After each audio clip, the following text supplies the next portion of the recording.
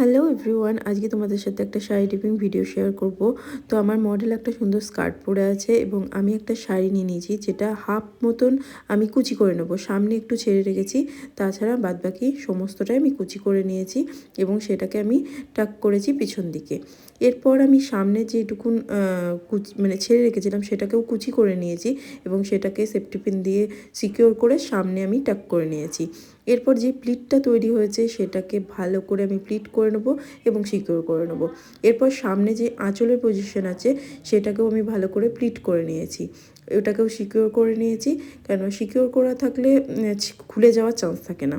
এবং আবার 1 হাত কি 1.5 হাত মতন জায়গা ছেড়ে ছেড়ে আমি ভালো করে এটাকে প্লিট করে নেব এবং সামনে কাউকে ধরতে দিয়ে বা মডেলকেও ধরতে দিয়ে আমি পুরো সামনের পজিশনটাও প্লিট করে নিয়েছি এবং সামনে থেকে যে শাড়ির অংশটুকুন একটু বেঁচেছে সেটাকে আবার পেছন দিকে পিন মেরে নিয়েছি।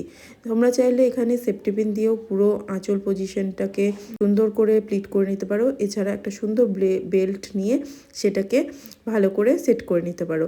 পিছনে সেফটি পিন দিয়ে সিকিউর করে দেওয়ার পর আমার শাড়ি ডিপিং কমপ্লিট। তো তোমাদের কেমন লাগলো এই শাড়ি ডিপিংটা জানাতে ভুলো না। আবার দেখাবো নেক্সট ভিডিওতে। Bye bye.